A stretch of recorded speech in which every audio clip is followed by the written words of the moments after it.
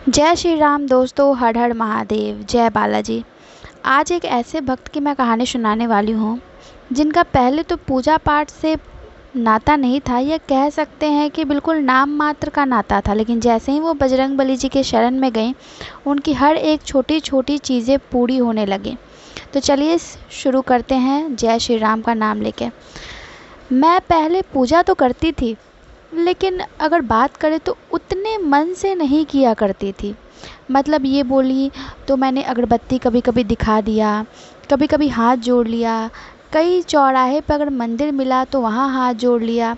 मतलब ये बोले कि मेरी दिनचर्या में कहीं भी पूजा पाठ पूरे अच्छे से नहीं था।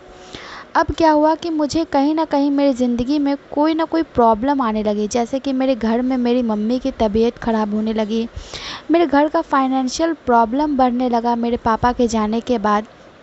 उसके बाद क्या हुआ कि मेरा जो डिप्रेशन है वो बढ़ने लगा। वैसे तो लोग ये बोलते हैं कि डिप्रेशन कोई बीमारी नहीं होती है, लेकिन ये एक मानसिक अशांति होती है। अगर आप शारीरिक रूप से चाहे कितना भी अच्छे हो, लेकिन अगर मानसिक अशांति होगी तो आप ज़िंदगी अच्छे से नहीं जी पाओगे।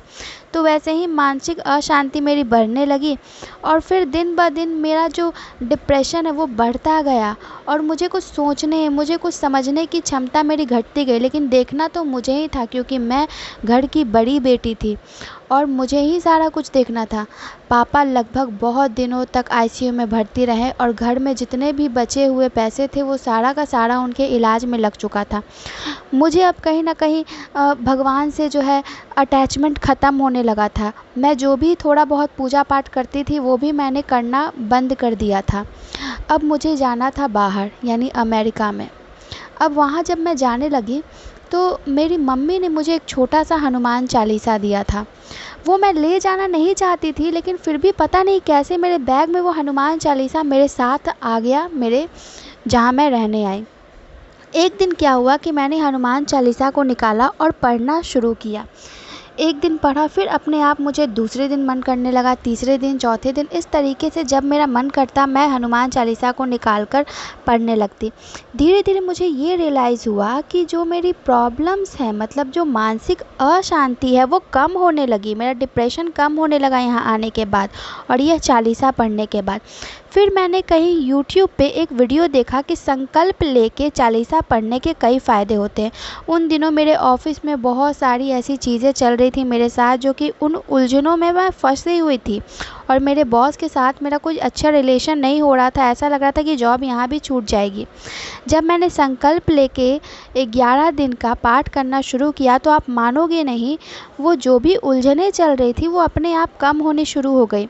और इस चालीसा से मुझे ये सबसे ज़्यादा फ़ायदा मिला कि जो मेरे मन में बहुत सारी दुविधाएं, बहुत सारी चीज़ें फ्लैशबैक होते चल रही थी, पापा के तबीयत ख़राब होने की चीज़ें, घर में फाइनेंशियल प्रॉब्लम, घर में अशांति होना, वो सारा कुछ ख़त्म होने लगा। मेरा खुद का जॉब अच्छा होने लगा। अब ऐसी चीज़ें मेरे साथ होती हैं कि जो मैं चाहती हूँ वो चीज़ें हो जाती हैं।